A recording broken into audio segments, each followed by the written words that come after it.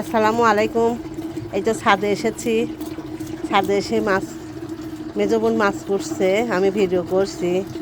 তো যতই শ্বশুর বাড়ি থাকি না কেন, মনে হয় মায়ের বাড়িতে আসলে, যেখানে জন্মভূমি, মায়ের বাড়িতে আসলে মনটা ভরে যায়, খুবই আনন্দ লাগে। তো আমার যেমন আনন্দ লাগে, আপনাদেরকে কেমন লাগে?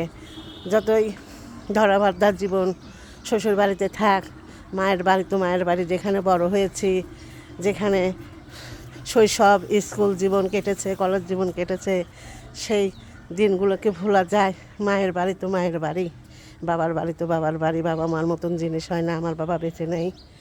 তো আমার আম্মা একাই থাকে। আমার দুই ভাই, একটা চিটাগাং থাকে, একটা ঢাকাতে থাকে। তো ওরা ঈদের ভিতরে আসে, দুই ঈদেতে আসে, চলে যায়। আম্মা একাই থাকে। গাছগুলোর, ছাদের গাছগুলো পরিচর্যা করতে পারে না আম্মা নিজে, একা একা। তিনি খুবই ধার্মিক লোক, নামাজ কালাম পড়ে। তো আপনাদেরকে ঘুরে ঘুরে দেখালাম আমার মায়ের ছাদগুলো। যখন আমার মেজো বোন ছিল, মেজো বোনের বড় ছেলে নর্থ সাউথে পড়াশোনা করে, মাকে বাসায় নিয়ে গিয়েছে মেজো বোনের বড় ছেলে।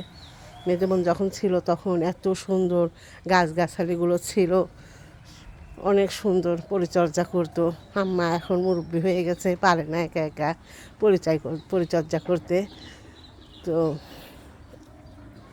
এরকম অবস্থা, দেখুন কি একটা অবস্থা হয়েছে অ্যালোভেরা গাছগুলো।